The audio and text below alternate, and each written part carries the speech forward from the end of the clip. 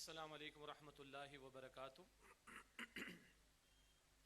سورۃ البقرہ کی آیت نمبر 72 سے مطالعہ شروع کریں گے انشاءاللہ۔ 90 رکوع کا آغاز ہے۔ سورۃ البقرہ آیت نمبر 72 72۔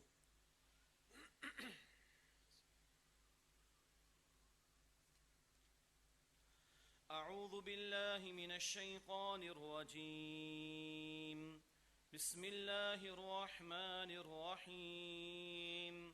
وَإِذْ قَتَلْتُمْ نَفْسًا فَادَّارَأْتُمْ فِيهَا وَاللَّهُ مُخْرِجٌ مَا كُنْتُمْ تَكْتُمُونَ فَقُلْنَا اضْرِبُوهُ بِبَعْضِهَا كَذَلِكَ يُحْيِي اللَّهُ الْمَوْتَى وَيُرِيكُمْ آيَاتِهِ لَعَلَّكُمْ تَعْقِلُونَ ثُمَّ قَسَتْ قُلُوبُكُمْ مِنْ بَعْدِ ذَلِكَ فَهِيَ كَالْحِجَارَةِ أَوْ أَشَدُّ قَسْوَةً وَإِنَّ مِنَ الْحِجَارَةِ لَمَا يَتَفَجَّرُ مِنْهُ الْأَنْهَارُ وَإِنَّ مِنْهَا لَمَا يَشَّقَّقُ فَيَخْرُجُ مِنْهُ الْمَاءُ وَإِنَّ مِنْهَا لَمَا يَهْبِطُ مِنْ خَشْيَةِ اللَّهِ وَإِنَّ مِنْهَا لَمَا يَهْبِطُ مِنْ خَشْيَةِ اللَّهِ وَمَا اللَّهُ بِغَافِلٍ عَمَّا تَعْمَلُونَ۔ صدق اللہ العظیم۔ اللہم صلی علی محمد وعلی آل محمد وبارک وسلم۔ رب اشرح لی صدری ویسر لی امری واحلل عقدۃ من لسانی یفقہوا قولی واجعل لی وزیرا من اہلی آمین یا رب العالمین۔ سورۃ البقرہ کے 90 رکوع کا آغاز ہے آیت نمبر 72 سے۔ پچھلے رکوع میں یعنی پچھلی نشست کے آخر میں گائے کو ذبح کرنے کا حکم دیا گیا تھا، اس کی تفصیل آئی تھی۔ اب بتایا جا رہا ہے گائے ذبح کیوں کرائی گئی، اس کے پیچھے حکمتیں کیا تھیں۔ آیت نمبر 72 میں ارشاد ہوا وَإِذْ قَتَلْتُمْ نَفْسًا فَادَّارَأْتُمْ فِيهَا، اور یاد کرو جب تم نے ایک آدمی کو قتل کر دیا تھا پھر تم اس کے بارے میں ایک دوسرے پر الزام ڈال رہے تھے۔ وَاللَّهُ مُخْرِجٌ مَا كُنْتُمْ تَكْتُمُونَ، اور اللہ تعالیٰ ظاہر فرمانے والا تھا اس کو جو تم چھپا رہے تھے۔ ایک قاتل نے مقتول کو قتل کر دیا لیکن مقتول کے قاتل کا پتہ نہیں چل رہا تھا اور اس کے حوالے سے گائے کو ذبح کرنے کا حکم دیا گیا تھا۔ فَقُلْنَا اضْرِبُوهُ بِبَعْضِهَا، پھر ہم نے کہا کہ اس مقتول کو گائے کا ایک ٹکڑا مارو۔ كَذَلِكَ يُحْيِي اللَّهُ الْمَوْتَى، اسی طرح اللہ مردوں کو زندہ کرے گا۔ وَيُرِيكُمْ آيَاتِهِ لَعَلَّكُمْ تَعْقِلُونَ، اور وہ تمہیں اپنی آیات اپنی نشانات دکھاتا ہے تاکہ تم غور و فکر کرو۔ آیات کے معنی نشانیوں کے بھی ہیں، آیات کا لفظ جو ہے وہ احکامات کے لیے بھی آتا ہے۔ کل میں نے عرض کیا تھا یہاں 3 بنیادی حکمتیں تھیں۔ نمبر 1، وہ قاتل کا پتہ تو چل ہی جائے، لیکن ایک بہت بڑی حکمت کیا تھی، ان کے ہاتھوں سے گائے کو ذبح کرایا گیا۔ جس گائے کے تقدس اور احترام میں مبتلا ہو کر اس کی پوجا پاٹ انہوں نے شروع کر دی تھی، تو اپنے ہاتھ سے جب ذبح کی گائے تو پتہ چل گیا اس میں کچھ نہیں رکھا۔ کبھی کبھی ذہن میں سوال آتے ہیں یہ جاہل قسم کے لوگ تھے صدیوں پہلے جو گائے کی پوجا پاٹ کرتے ہوں گے، مگر آج بھی ہندوؤں کے آپ دیکھ لیجئے، وہ دیسائی کے بارے میں مشہور ہے، وہ گائے کے ناپاک شے کے بارے میں کیا طرز عمل اختیار کرتا تھا، جن کو معلوم ہے ان کو اندازہ ہے وہ کیا شے تھی۔ اسی طریقے پر ایک 5000 سالانہ پی ایچ ڈی پروڈیوس کرنے والے بھارت میں آج بھی گائے کا پیشاب مقدس مانا جاتا ہے، معاذ اللہ۔ جہالت 14 صدیوں یا صدیوں پرانے لوگوں کی منوپلی نہیں تھی، بلکہ آج کے جدید دور میں بھی جہالت مل جائے گی۔ گائے کا تقدس دلوں سے نکلوایا گیا۔ ایک اور اہم بات یہ تھی کہ مرنے کے بعد دوبارہ زندگی کے بارے میں شکوک و شبہات میں وہ لوگ مبتلا تھے، تو اس مقتول کو اللہ نے زندگی عطا فرمائی، انہی کی نگاہوں کے سامنے ایسے اللہ تعالیٰ مردوں کو زندگی عطا فرمائے گا۔ بہرحال قاتل کا نام تو پتہ چلی گیا، یہ مردہ زندہ ہوا، اس نے اپنے قاتل کا نام بتایا، اس کے بعد دوبارہ اس پر موت طاری کر دی گئی۔ وَيُرِيكُمْ آيَاتِهِ لَعَلَّكُمْ تَعْقِلُونَ، اور اللہ تمہیں اپنی آیات دکھاتا ہے تاکہ تم عقل سے کام لو، غور و فکر کرو۔ اس کے بعد کیا ہوا، اتنے واضح دلائل ان کے سامنے آ رہے ہیں، واضح نشانی ان کے سامنے آ رہی، لیکن یہ پھر بھی حق سے دور ہوتے رہے۔ یہ بنی اسرائیل کی تاریخ کا ذکر ہو رہا ہے۔ فرمایا ثُمَّ قَسَتْ قُلُوبُكُم مِّن بَعْدِ ذَلِكَ، پھر اس کے بعد ہمارے دل سخت ہو گئے، فَهِيَ كَالْحِجَارَةِ، بس وہ سخت ہو گئے پتھروں کی طرح، او اشد قسوہ، یا اس سے بھی زیادہ سخت، یعنی پتھروں کو بھی مات دے دی ان لوگوں نے دلوں میں سختی آ جانے کے حوالے سے۔ یہ کون لوگ؟ اللہ کو، پیغمبروں کو، کتاب کو، آخرت کو ماننے والے، لیکن جب دنیا کی محبت میں ڈوبے تو کتاب کے ماننے والے بھی دلوں کی سختی کی اس انتہا پر پہنچنے کہ پتھروں کی سختی بھی پیچھے رہ جائے۔ فرمایا او اشد قسوہ یا اس سے بھی زیادہ سخت ان کے دل ہو گئے، یعنی پتھروں سے بھی زیادہ. حالانکہ پتھروں کا عالم کیا ہے؟ وَإِنَّ مِنَ الْحِجَارَةِ لَمَا يَتَفَجَّرُ مِنْهُ الْأَنْهَارُ، اور بے شک پتھروں میں سے بعض ایسے کہ ان سے نہریں پھوٹ پڑتی، اتنا پانی جاری ہو جاتا ہے. وَإِنَّ مِنْهَا لَمَا يَشَّقَّقُ فَيَخْرُجُ مِنْهُ الْمَاءُ، اور ان میں سے بعض ہیں کہ پھٹ جاتے تو ان سے پانی بہتا ہے، چشمے کا پھوٹ جانا. وَإِنَّ مِنْهَا لَمَا يَهْبِطُ مِنْ خَشْيَةِ اللَّهِ، اور ان میں سے بعض ہیں کہ اللہ کی خشیت کی وجہ سے وہ گر جاتے ہیں. ان پتھروں میں بھی حساسیت ہے، حس موجود ہے. اور قرآن کہتا ہے سورہ بنی اسرائیل آیت 44 میں اللہ کی تسبیح کرتی ہے، یہ پتھر بھی اللہ کی تسبیح کرتے ہیں. تو کم از کم اللہ کی خشیت کی وجہ سے گر جانا، پھر اس سے آگے بڑھ کر مخلوق خدا کو نفع پہنچانا، پھٹ جائیں تو چشمے پھوٹ جائیں، اور اس سے بڑھ کر پھٹ جائیں تو نہریں جاری ہو جائیں. پتھروں میں تو یہ نفع رسانی کا معاملہ بھی ہوتا ہے، لیکن وہ لوگ جو کتاب کے حامل، کتاب کے ماننے والے، جن پر کتاب کی ذمہ داری ڈالی جائے، مگر وہ دنیا کی محبت میں ڈوب کر کتاب کو پس پش ڈال دیں تو پتھروں سے زیادہ ان کے دل سخت ہو جاتے ہیں. آج کتاب ہمارے پاس ہے الحمدللہ، آج دوسری نشست ہے، ہم قرآن کے سیکھنے کے لیے جمع ہوئے، مگر دلوں میں جھانک کر ہم دیکھیں قرآن کے ساتھ ہمارا واقعتاً مضبوط تعلق قائم ہے یا نہیں ہے. بائی لارج امت کی صورتحال ہمارے سامنے، مرثیہ بار بار تو کہنے کا موقع نہیں، لیکن بعد میں آپ کے سامنے آ جائے گا. اسی البقرہ میں آیت 101 ان کے بارے میں قرآن نے کہا کتاب اللہ وراء ظہورہم، اللہ کی کتاب کو انہوں نے پس پش ڈال دیا. تو جب کتاب کے ماننے والے دنیا کی محبت میں ڈوبیں تو دلوں کی سختی میں پتھروں کو بھی پیچھے چھوڑ دیں. فرمایا کہ وَمَا اللَّهُ بِغَافِلٍ عَمَّا تَعْمَلُونَ، اور تم جو کچھ کرتے ہو اے لوگو اللہ اس سے بے خبر نہیں ہے. اب مسلمانوں کو سمجھایا جا رہا ہے اَفَتَطْمَعُونَ أَن يُؤْمِنُوا لَكُمْ وَقَدْ كَانَ فَرِيقٌ مِّنْهُمْ يَسْمَعُونَ كَلَامَ اللَّهِ، کیا اے مسلمانوں تم توقع رکھتے ہو کہ وہ تمہاری بات مان لیں گے، حالانکہ ان میں سے ایک فریق اللہ کے کلام کو سنتا ہے. ثم يحرفونه من بعد ما عقلوه وهم يعلمون، پھر اس کے بعد وہ سمجھ لینے کے بعد جانتے بوجھتے اس کو بدل دیتے ہیں. مدینہ میں یہود آباد تھے، مسلمانوں کو توقع کیا تھی؟ مشرکین کو چھوڑ آئے مکہ مکرمہ میں، وہ تو بتوں کے پوجا پاٹ کرنے والے تھے. ان کے ہاں تو کتابوں کا، پیغمبروں کا سلسلہ موجود رہا، ان کی کتابوں میں آخری پیغمبر علیہ السلام کی نشانیاں بھی موجود ہیں، یہ تو اول آگے بڑھ کر قبول کریں گے. مگر قرآن نے کہا مسلمانوں تو ان سے یہ توقع رکھتے ہو، حالانکہ ان کا معاملہ کیا ہے؟ اللہ کی کتاب میں تبدیلی کر دینا جانتے بوجھتے. اور پہلے ذکر آ گیا، آئندہ بھی آئے گا، دنیا کے چند ٹکوں کی خاطر اللہ کی کتاب میں تبدیلی برپا کر دینا، واقع کر دینا. یہ یہود میں بھی معاملہ رہا، نصارہ میں بھی رہا، البتہ البقرہ میں یہود کا ذکر زیادہ آیا ہے. فرمایا کہ وَإِذَا لَقُوا الَّذِينَ آمَنُوا قَالُوا آمَنَّا، اور جب وہ ان سے ملتے ہیں جو ایمان لائے تو کہتے ہیں ہم ایمان لائے ہیں. وَإِذَا خَلَا بَعْضُهُمْ إِلَى بَعْضٍ، اور جب تنہائی میں ایک دوسرے کے پاس اکیلے میں ہوتے ہیں، قَالُوا أَتُحَدِّثُونَهُمْ بِمَا فَتَحَ اللَّهُ عَلَيْكُمْ، تو کہتے ہیں کیا تو مسلمانوں کو تم وہ بتاتے ہو جو اللہ نے تم پر ظاہر کر دیا، لِيُحَاجُّوكُمْ بِهِ عِندَ رَبِّكُمْ، تاکہ وہ اس کے ذریعے تمہارے رب کے سامنے حجت پیش کریں. أَفَلَا تَعْقِلُونَ، کیا تم عقل سے کام نہیں لیتے؟ یہود میں سے بھی کچھ لوگ، یعنی یوں کہیے کہ بات مانی، لیکن یہ ذکر آئے گا سورہ آل عمران میں کہ وہ بات مانی فقط لوگوں کو ظاہر کرنے کے لیے، صبح جا کے ایمان کا اظہار کیا، شام میں جا کے کفر کا اعلان کر دیا معاذ اللہ. یہ شعوری منافقین تھے، ان کا ذکر آل عمران میں کر لیں گے انشاءاللہ.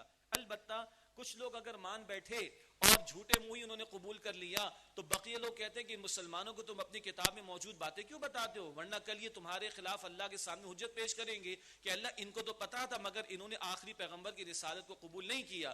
گویا کہ اپنے تئیں یہ سمجھ رہے ہیں کہ اللہ کو نہیں پتا، ان کو پتا ہے. اللہ ظاہر نہیں کر سکتا اپنے پیغمبر اور ان کے صحابہ پر. چنانچہ قرآن نے کہا اولا یعلمون، کیا یہ جانتے نہیں، ان اللہ یعلم ما فی السماء ما یسرون وما یعلنون، کہ اللہ جانتا ہے بے شک وہ سب کچھ جو کچھ یہ چھپاتے ہیں، جو کچھ وہ ظاہر کرتے ہیں. اب ان کے عوام کا بیان ہے. ان کے عوام کا حال کیا؟ کرنا کرانا کچھ نہیں مگر اپنے آپ کو بخشے بخشائے تصور کرنا، وشفل تھنکنگ، خوش فہمی میں مبتلا ہونے کا تذکرہ. وَمِنْهُمْ أُمِّيُّونَ لَا يَعْلَمُونَ الْكِتَابَ إِلَّا أَمَانِي، اور ان میں کچھ ان پڑھ ہیں، امی ان پڑھ، جو کتاب نہیں جانتے سوائے اپنی چند آرزوؤں کے. یہ ان کے عوام کا حال ہے. ان کا معاملہ بھی یہ تھا کہ بس ان کے یہود کے علماء نے جو کہہ دیا حلال وہ کہا حلال، جو کہہ دیا حرام وہ کہا حرام. یہی نصارہ کا معاملہ تھا، آنکھوں پر بالکل پٹی، کتاب کا پڑھنا پڑھانا کچھ نہیں. وَإِنْهُمْ إِلَّا يَظُنُّونَ، وہ صرف گمان سے کام لیتے. کیا گمان تھے؟ ہم we are the chosen people of Lord، ہم تو اللہ کے چہیتے ہیں، ہم تو اللہ کے منتخب کردہ بندے ہیں، ہم تو بخشے بخشا ہے، ہمارا کوئی مسئلہ ہی نہیں. یہ ان کے عوام کا حال تھا. کتاب پڑھنی نہیں، کتاب سمجھنی نہیں، لیکن خوش فہمی کیا ہے کہ ہم بخشے بخشائے ہیں. اب مجھے بتائیے آج یہ کیفیت کس کی ہے تو سخت بات، تلخ بات ہے. آج مسلمانوں کا عالم کیا ہے؟ قرآن کی الف بے معلوم نہیں، بقول ہمارے استاد کے. اور 2-4 ہفتے پہلے کسی بزرگ نے کہا, ان کو کوٹ کر رہا ہوں, کہ تمہارے استاد ڈاکٹر اسرار نے کہا تھا, میں کہوں گا تو سخت لگے گی بات. ڈاکٹر اسرار صاحب نے کیا کہا تھا, کیا کیا ہے جی, پی ایچ ڈی کیا ہے, اور جی ایم فل کیا ہے, اور ڈبل ماسٹرز کیا ہے, ڈبل پی ایچ ڈی کیا ہے. قرآن کے بارے میں چپ. تو پھر جاہل نہیں تو اور کیا ہے آپ؟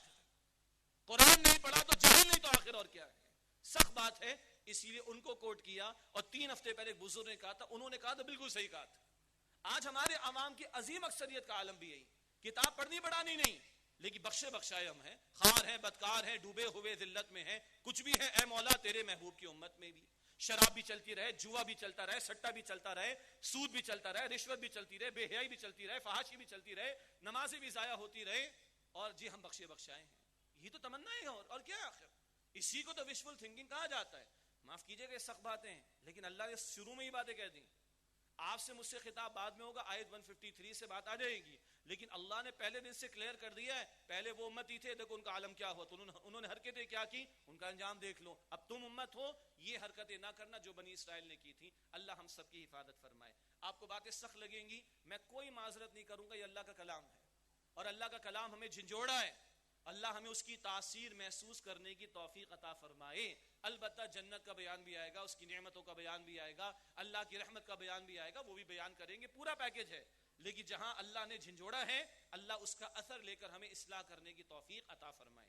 اب ان کے علماء کا بیان, علماء یہود, دنیا پرست علماء, فرمائے کہ فویل للذین یکتبون الکتاب بایدیہم, تو تباہی ان لوگوں کے لیے جو کتاب لکھتے ہیں اپنے ہاتھ سے, ثم یقولون ھذا من عند اللہ, پھر کہتے ہیں کہ یہ اللہ کے پاس سے ہے, لیشتروا بہ ثمنا قلیلا, تاکہ اس کے ذریعے تھوڑی سی قیمت حاصل کر لیں. یہ قرآن تھوڑی قیمت بار بار کیوں کہتا ہے؟ کتنا ہی بنا لو تھوڑا ہی. اللہ کے دین کا سودا کر کے, اللہ کی آیات کا سودا کر کے, دین سے غداری کر کے کتنی دنیا بنا لو, وہ تھوڑی ہے, اس کی کوئی حیثیت نہیں. فویل لہم مما کتبت ایدیہم وویل لہم مما یکسبون, تو تباہی اس سے جو ان کے ہاتھوں نے لکھا, اور تباہی ان کے لیے کہ جو وہ اس سے کماتے ہیں. یہ یہود کے علماء کا معاملہ بھی رہا, اور آگے ذکر کریں گے یہ نصارہ کے علماء کا بھی معاملہ رہا. ہر سال بائبل کا revised and updated version market میں آتا ہے. Revised by whom? the clergy, یا ان کے پریس, یا ان کے پادری, وہ ریوائز کرتے ہیں ہر سال. انا للہ و انا الیہ راجعون. یہ ہے اللہ کی کتاب میں تحریف کا معاملہ, جو یہود نے بھی کیا اور نصارہ نے بھی.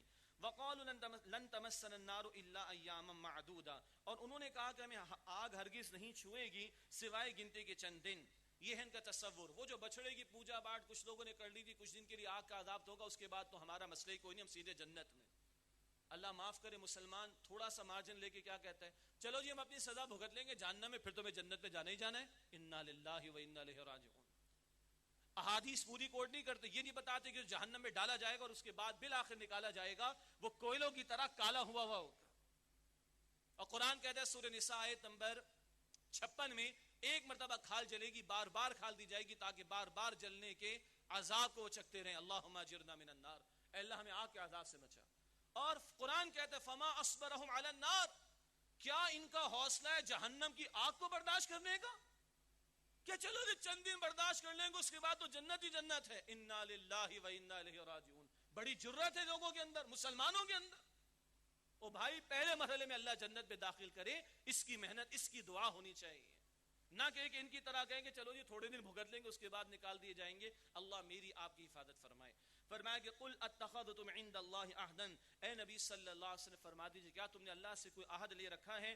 فلن یخلف اللہ عہدہ, کہ اللہ اپنے وعدے کے خلاف ہرگز نہیں کرے گا. ام تقولون علی اللہ ما لا تعلمون, کیا تم اللہ کے بارے میں وہ باتیں کہتے ہو جو تم جانتے نہیں ہو؟ خوش فہمی تم نے بنا رکھی ہے, وشفل تھنکنگ تم نے اختیار کر رکھی ہے, من چاہے تم نے فیصلے کر رکھے ہیں, اور اللہ کے فیصلوں میں تم دخل اندازی کر رہے ہو. کہ اللہ نے کو تم سے وعدہ لے رکھا ہے یا وعدہ کر رکھا ہے؟ معاذ اللہ.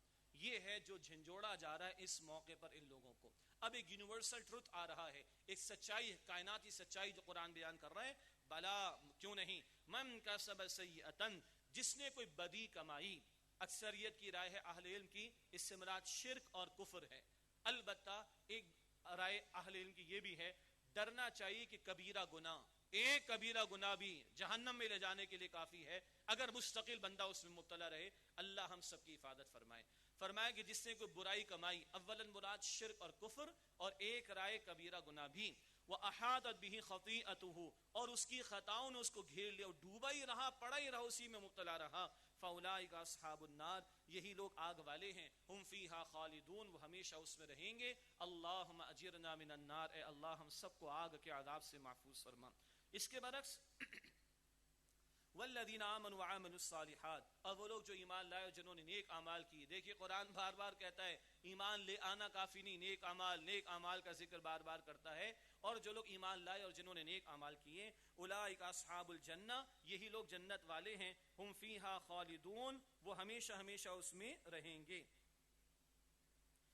اس کے بعد اگلا رکوع شروع ہوتا ہے اور بہت قیمتی مقام ہے آیت نمبر 83، جس میں اللہ تعالیٰ نے اپنے حق کے ساتھ بندوں کے حق کو بھی بیان فرمایا. بہت پیارا مقام ہے دین کی جامع تعلیمات کے حوالے سے. ارشاد ہوا وَإِذْ أَخَذْنَا مِيثَاقَ بَنِي إِسْرَائِيلَ، اور یاد کرو جب ہم نے بنی اسرائیل سے پختہ عہد لیا، لا تعبدون الا اللہ، کہ تم اللہ کے سوا کسی کی عبادت نہ کرنا، وبالوالدین احسانا، اور والدین کے ساتھ احسان کرنا. کم از کم 5 مرتبہ اللہ نے اپنے حق کے فوراً بعد ماں باپ کے حق کو بیان فرمایا ہے. البتہ تفصیلاً بات کریں گے 15ویں پارے میں انشاءاللہ، تفصیلاً بات کریں گے سورہ بنی اسرائیل آیت نمبر 23 اور 24 کی روشنی میں 15ویں پارے میں. فرمائے کہ وذی القربى والیتام والمساکین، اور رشتہ داروں اور یتیموں اور مسکینوں کے ساتھ اچھا سلوک کرو. وقولوا للناس حسنا، اور لوگوں سے عمدگی کے ساتھ کلام کرو. ریڈیو پاکستان کے مونوگرام پر بھی آیت کا یہ حصہ لکھا ہے وقولوا للناس حسنا، لوگوں کے ساتھ اچھی طرح کلام کرو. اس کے پروگرامز کی بحث نہیں کر رہا، لیکن ہمارے کلام میں حسن اور خوبصورتی شامل ہے کہ نہیں، یہ ہمیں دیکھنا چاہیے. قرآن کی ہدایت. وَأَقِيمُوا الصَّلَاةَ وَآتُوا الزَّكَاةَ، اور نماز قائم کرنا اور زکوٰۃ ادا کرنا. ثُمَّ تَوَلَّيْتُمْ إِلَّا قَلِيلًا مِّنكُمْ، پھر تم إِلَّا قَلِيلًا مِّنكُمْ وَأَنْتُمْ مُعْرِضُونَ، پھر گئے تم میں سے چند ایک کے سوا سب کے سب، اور تم ہو ہی اعراض کرنے والے. یہ ان سے عہد لیا تھا، حقوق اللہ کا بھی حقوق العباد کا بھی، مگر انہوں نے اللہ کے حق کو بھی پامال کیا اور اللہ کے بندوں کے حقوق کو بھی پامال کیا. اس کے بعد پس منظر میں آپ کے سامنے رکھ دوں تاکہ اگلی آیات واضح ہوں. پس منظر میں ایک سے زائد واقعات بیان ہوئے.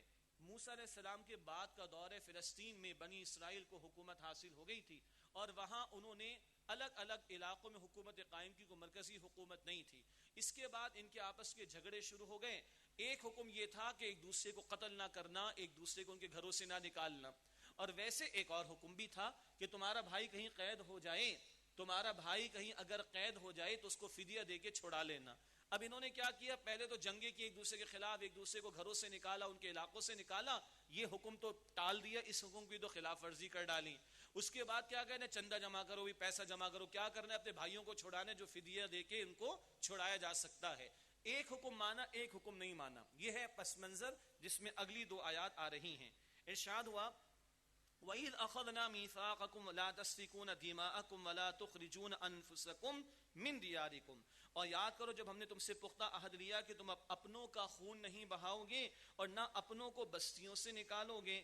ثم اقررتم وانتم تشہدون، پھر تم نے اقرار کیا اور تم گواہ بھی ہو. تم نے اقرار کیا کہ اس حکم کی پاسداری کرو گے. پھر کیا ہوا، ثم انتم هؤلاء تقتلون انفسکم، پھر یہ تم ہی لوگ تو ہو کہ ایک دوسرے کو قتل کرتے ہو. وتخرجون فریقا منکم من دیارہم، اور اپنے ایک فریق کو ان کے وطن سے نکالتے ہو. تواہرون علیہم بالاثم والعدوان، تم چڑھائی کرتے ہو ان پر گناہ کرتے ہوئے اور سرکشی کرتے ہوئے. ایک تو تم نے حکم ٹال دیا، قتل غارت گری ہو رہی ہے، ایک دوسرے کے گھروں سے نکال رہے ہو، ایک حکم کو تم نے ٹال دیا. اور کیا کیا، وَإِن يَأْتُوكُمُ السَّارَةُ فَادُوهُمْ، اور وہ تمہارے پاس قیدی بن کر آئیں تو بدلہ دے کر انہیں تم چھوڑاتے ہو. وَهُوَ مُحَرَّمٌ عَلَيْكُمْ إِخْرَاجُهُمْ، حالانکہ ان کا نکالنا تم پر حرام کیا گیا تھا. اب تم کیا کر رہے ہو، تم نے اللہ کی کتاب میں تقسیم کر ڈالی، ایک حکم کی خلاف ورزی کی، ایک حکم پر عمل کر رہے ہو. وہ جو قتل و غارت گری والی بات تھی، ایک دوسرے کو گھروں سے نہ نکالنے والی بات تھی، اس کی تم نے خلاف ورزی کی. اور فدیے کا چندہ جمع کر رہے ہو، پیسہ جمع کر رہے ہو کہ اپنے بھائیوں کو چھڑانا ہے. اب سنیے قرآن کیا کہہ رہا ہے. افتؤمنون ببعض الکتاب وتکفرون ببعض، کیا تم کتاب کے بعض حصوں کو مانتے ہو اور بعض حصوں کو نہیں مانتے. یہاں مراد یہ نہیں کہ یہ لوگ کتاب کو مانتے نہیں تھے. بنی اسرائیل نے تورات کو اللہ کا کلام ماننے سے انکار نہیں کیا، بلکہ تورات اور شریعت کے تقاضوں پر عمل نہیں کرتے تھے. اس عمل نہ کرنے کو کفر کہا جا رہا ہے. توجہ سے سنیے گا. اللہ کے پیغمبر علیہ السلام نے فرمایا، ترمذی کی روایت ہے، من ترک الصلاۃ متعمدا فقد کفر، جس نے جان بوجھ کے نماز ترک کر دی وہ کفر کر چکا.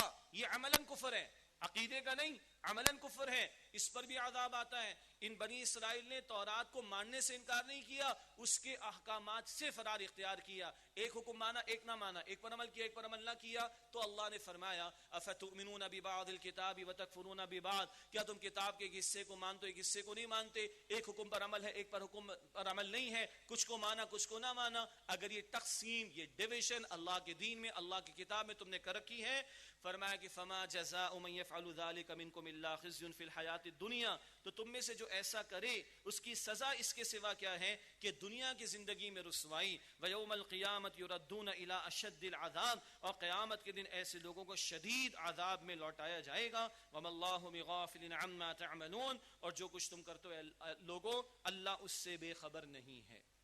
کیا کیا انہوں نے؟ دین میں تقسیم کر دی، کتاب کا کچھ حصہ مانا کچھ نہ مانا، ایک حکم پر عمل کیا ایک پر نہ کیا۔ کیا یہ صرف بنی اسرائیل کا مسئلہ ہے؟ جی آج ہمارا مسئلہ ہے۔ نماز اللہ کے لیے رکھی تو سود کیوں نہیں چھوڑا، رشوت کیوں نہیں چھوڑی، روزہ اللہ کے لیے رکھے تو حرام مال کیوں نہیں چھوڑ رہے، جھوٹ کیوں نہیں چھوڑ رہے، ملاوٹ کیوں نہیں چھوڑ رہے، خیانت کیوں نہیں چھوڑ رہے؟ باقی آپ خود ہی قیاس کر لیجئے۔ کیا ایسا تو نہیں جو کل بات آئی تھی آسان لگا تو لیا مشکل لگا تو چھوڑ دیا؟ تو کیا یہ دین کی پیروی ہو رہی ہے، آسانی کی پیروی ہو رہی، مرضی کی پیروی ہو رہی؟ مرضی کا دین، آسانی کا دین، یہ تو ایکسیپٹیبل نہیں ہے۔ یہ ہے سخت مسئلہ۔ فرمایا دنیا میں شدید عذاب اور آخرت میں، دنیا میں ذلت اور رسوائی اور آخرت میں شدید عذاب۔ کب؟ جب اللہ کی کتاب کے حصے بکھرے ہو، جب اللہ کی کتاب میں تقسیم ہو، جب اللہ کی اطاعت میں ڈویژن ہو، جب اللہ کے پورے دین پر عمل کی کوشش نہ ہو اور دین کے حصے بکھرے کر دیے جائیں، تو اللہ کتاب کے ماننے والوں کو کہتا ہے پھر دنیا میں عذاب ہے، دنیا میں ذلت اور رسوائی ہے، اور شدید تر عذاب ہے آخرت میں۔ یہ انالیسس ہے قرآن کا، جو آپ کو 99% میڈیا میں نہیں ملے گا۔ بڑے ٹاک شوز ہیں، بڑی انویسٹمنٹ ہے، بڑی انویسٹیگیشن ہے، بڑی بڑی ٹیمز ہیں، 8 بجے والے کے پاس، 9 بجے والے کے پاس، 10 بجے کے والے کے پاس، 11 بجے کے والے کے پاس، 50 لاکھ سے لے کے کروڑ کا پیکج بھی ہے، اور باہر کی فنڈنگ بھی ہے، انویسٹمنٹ بھی ہے، بڑا انالیسس کریں گے، لیکن 99% انالیسس میں ڈیوائن گائیڈنس سے کوئی ریفرنس نہیں ملے گا۔ یہ ہے آج ہماری ذلت کی وجہ، یہ آج ہمارا سب سے بڑا مسئلہ۔ اللہ کی کتاب فراموش، اللہ کا دین فراموش۔ 99% جو ہمارے اینکر پرسنز ہیں، آرٹیکلز لکھنے والے، اداریے لکھنے والے، 99% آپ کو قرآن کا ریفرنس نہیں ملے گا۔ اور اگر یہ تشخیص نہیں کی تو کبھی امت جو ہے وہ زوال سے نکل نہیں سکتی۔ اپنی امت پر قیاس اقوام مغرب سے نہ کر، خاص ترکیب میں قوم رسول ہاشمی صلی اللہ علیہ وآلہ وسلم۔ فرمایا اولئک الذین اشتروا الحیات الدنیا بالآخرہ، یہ وہ لوگ ہیں جنہوں نے خریدی آخرت کے بدلے دنیا کی زندگی۔ فلا یخفف عنہم العذاب ولا هم ینصرون، اور ان سے عذاب ہلکا نہ کیا جائے گا اور نہ ان کی مدد کی جائے گی۔ اللہ تعالیٰ اس برے انجام سے ہم سب کی حفاظت فرمائے۔ وَلَقَدْ آتَيْنَا مُوسَى الْكِتَابَ، اور یقیناً ہم نے موسیٰ علیہ السلام کو کتاب عطا فرمائی یعنی تورات۔ وَقَفَّيْنَا مِن بَعْدِهِ بِالرُّسُلِ، اور ہم نے ان کے بعد پے در پے یعنی مسلسل رسولوں کو بھیجا۔ وَآتَيْنَا عِيسَى ابْنَ مَرْيَمَ الْبَيِّنَاتِ، اور ہم نے مریم کے بیٹے عیسیٰ علیہ السلام کو کھلی نشانیاں عطا فرمائیں۔ وَأَيَّدْنَاهُ بِرُوحِ الْقُدُسِ، اور روح القدس یعنی جبریل امین علیہ السلام کے ذریعے ان کی مدد کی۔ موسیٰ علیہ السلام اور عیسیٰ علیہ السلام کے درمیان تقریباً 1400 سال کا فرق ہے، اور مسلسل انبیاء آتے رہے بنی اسرائیل میں، کل بھی ذکر ہوا تھا۔ أَفَكُلَّمَا جَاءَكُمْ رَسُولٌ بِمَا لَا تَهْوَىٰ أَنفُسُكُمُ اسْتَكْبَرْتُمْ، کیا پھر جب تمہارے پاس کوئی رسول اس کے ساتھ آئے جو تمہارے جی نہیں چاہتے تھے تو تم نے تکبر کیا؟ رسول اللہ کی اطاعت کا تقاضا لے کر آئے، رسول اپنی اطاعت کا تقاضا لے کر آئے، رسول آخرت کی فکر مندی تم میں پیدا کرنے چاہتے ہیں، تمہارے مفادات پہ ضرب پڑتی، تم دنیا کو بت بنا کر اس کی پوجا پاٹ میں لگے ہوئے ہو، تو جو تمہیں پسند نہ آتا تو تم تکبر کی روش اختیار کر بیٹھتے۔ اور تکبر کیا ہے؟ اللہ کے نبی صلی اللہ علیہ وسلم نے فرمایا جامع ترمذی کی حدیث میں، بطر الحق وغمت الناس، حق کو جانتے بوجھتے رد کرنا اور لوگوں کو حقیر سمجھنا، یہ تکبر ہے۔ فَفَرِيقًا كَذَّبْتُمْ، ایک گروہ کو تم نے جھٹلایا، وَفَرِيقًا تَقْتُلُونَ، اور ایک گروہ کو تم نے قتل بھی کیا۔ بعض انبیاء شہید ہوئے، زکریا علیہ السلام، یحییٰ علیہ السلام شہید کیے گئے۔ تفاسیر میں تفصیل موجود ہے ان کی تاریخ کے اعتبار سے کہ ایک دن میں بنی اسرائیل نے 43 تک انبیاء کو شہید کیا ہے، معاذ اللہ، یہ ہے ان کی تاریخ۔ وَقَالُوا قُلُوبُنَا غُلْفٌ، اور انہوں نے کہا کہ ہمارے دل پردے میں ہیں، مراد ہمارے لیے بڑے محفوظ ہیں، یہ یہود مدینہ کا ذکر بھی ہے. ان کے سامنے اللہ کے نبی علیہ السلام کا پیغام پیش ہو رہا ہے. وہ کیا کہتے؟ ہمارے دل بڑے محفوظ ہیں, تمہاری دعوت کا, تمہاری باتوں کا ہم پر کوئی اثر نہیں ہوگا. اللہ کا تبصرہ, بل لعنہم اللہ بکفرہم فقلیلا ما یؤمنون, بلکہ ان پر اللہ نے ان کے کفر کی وجہ سے لعنت فرما دی ہے, بس وہ تھوڑے ہی ایمان لاتے ہیں. یہ کہہ رہے کہ ہم بڑے محفوظ, ہمارے دل بڑے محفوظ نہیں. ان کی ہٹ دھرمی, تکبر, تعصب, حسد کی وجہ سے اللہ نے لعنت فرما کر ہدایت سے اور حق سے ان کو محروم کر دیا. وَلَمَّا جَاءَهُمْ كِتَابٌ مِّنْ عِنْدِ اللَّهِ مُصَدِّقٌ لِمَا مَعَهُمْ, اور جب ان کے پاس اللہ کے پاس سے کتاب آئی جو اس کی تصدیق کرنے والی جو ان کے پاس ہے, یعنی تورات کی تصدیق قرآن کرتا ہے, پچھلی کتابوں کی تصدیق قرآن کرتا ہے. اس کے علاوہ ایک اور بات یہاں پر بیان ہوئی, وَكَانُوا مِن قَبْلُ يَسْتَفْتِحُونَ عَلَى الَّذِينَ كَفَرُوا, اور وہ اس سے پہلے کفار کے مقابلے میں فتح مانگتے تھے. یہود کو انتظار تھا کہ آخری پیغمبر انہی میں سے آئیں گے.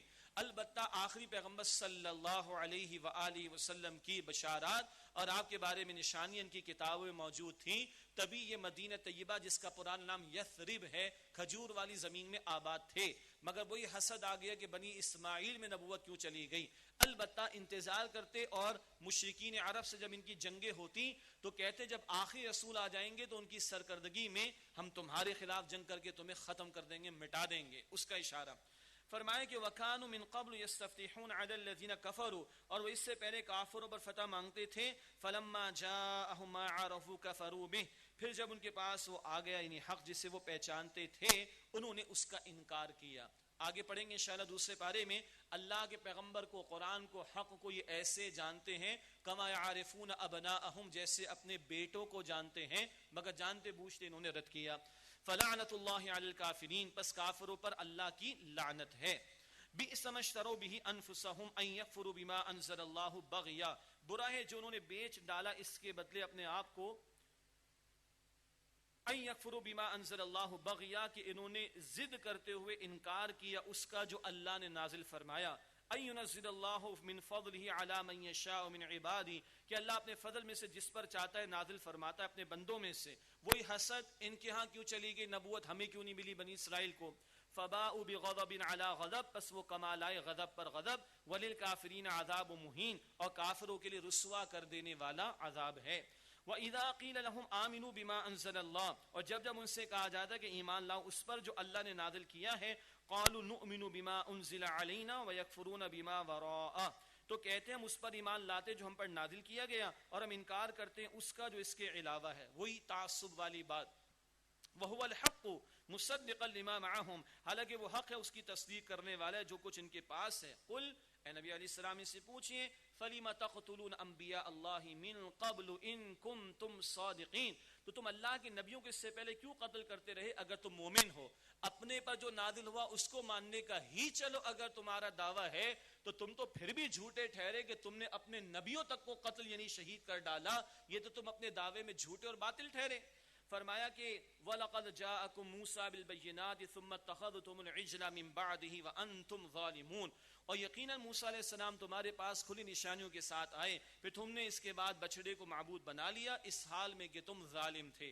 وَإِذْ أَخَذْنَا مِيثَاقَكُمْ وَرَفَعْنَا فَوْقَكُمُ الطُّورَ, اور یاد کرو جب ہم نے تم سے پختہ عہد لیا اور تمہارے اوپر کوہ طور کو بلند کیا. یہ بات کل کے بیان میں بھی آئی تھی, اور آگے مکی صورتوں میں تفصیلات آئیں گی انشاءاللہ تعالی.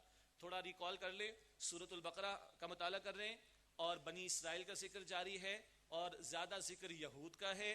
سورہ البقرہ ہجرت کے بعد نازل ہوئی, مدینہ میں یہود موجود تھے, ان سے مکالمہ ہے, اس تناظر میں بہت ساری باتیں آ رہی ہیں. البتہ ہم سے پہلے یہ امت مسلمہ تھے بنی اسرائیل, ان کا ذکر کر کے ہماری سبق آموزی کا ہے سامان, اور ہمیں بتایا گیا حدیث میں تم پر وہ حالات آئیں گے جیسے بنی اسرائیل پر آئے تھے, بالکل اسی طرح جیسے ایک جوتا دوسرے جوتے کے بالکل مشابہ ہوتا ہے. یہ ترمذی کی روایت, اس حوالے سے توجہ رہنی چاہیے کہ کس سلسلہ کلام میں بات ہو رہی ہے.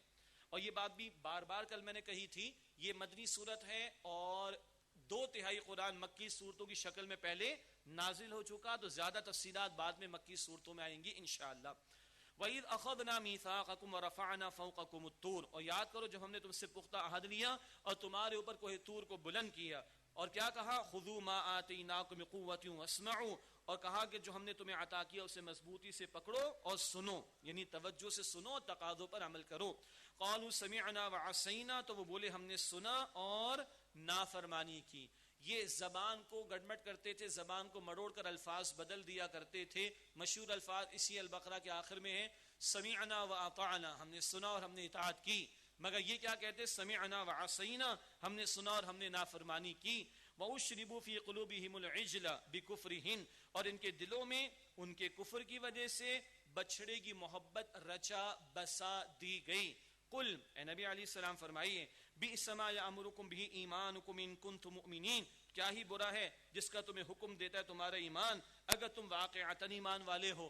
یہ ایمان ہے کہ بچھڑے کی پوجا پاٹ، یہ ایمان ہے کہ پیغمبر کی دعوت کو رد کرنا، یہ ایمان ہے کہ اپنے انبیاء کو ماضی میں تم قتل کرتے رہے، شہید کرتے رہے، اور اب آخری پیغمبر کی دعوت کو تم جانتے بوجھتے رد کرو. یہ کیسا ایمان ہے؟